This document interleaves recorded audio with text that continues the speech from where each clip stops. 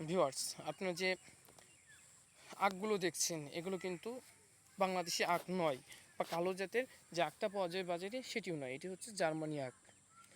পরীক্ষামূলকভাবে এটা হচ্ছে চাষ করা হয়েছে আলহামদুলিল্লাহ। তবে গত বছর চাষ করা হয়েছিল, ভালো ফলন পাওয়া গেছে, আবারও কিন্তু হচ্ছে যে সেগুলো গোড়া থেকে।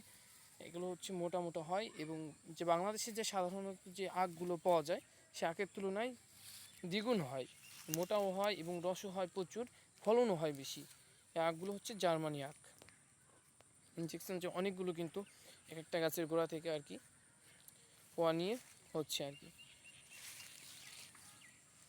আর এগুলো হচ্ছে জার্মানি আখ। এই জার্মান থেকে আমদানিকৃত আখগুলো, এই আখগুলোর ফলন কিন্তু তুলনামূলকভাবে বেশি।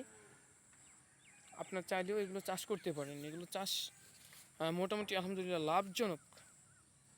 তবে আপনারা যারা চাষ করতে চান তাদের উচিত পরীক্ষামূলকভাবে প্রথমে আপনারা যে জমিতে চাষ করবেন সে জমি কিছু সংখ্যক আখের যে চারাগুলো আছে চারাগুলো রোপণ করা প্রয়োজন। রোপণ করলে হবে কি, আপনার মাটি কি আখ চাষের জন্য উপযুক্ত সেটা আপনার বোঝা যাবে।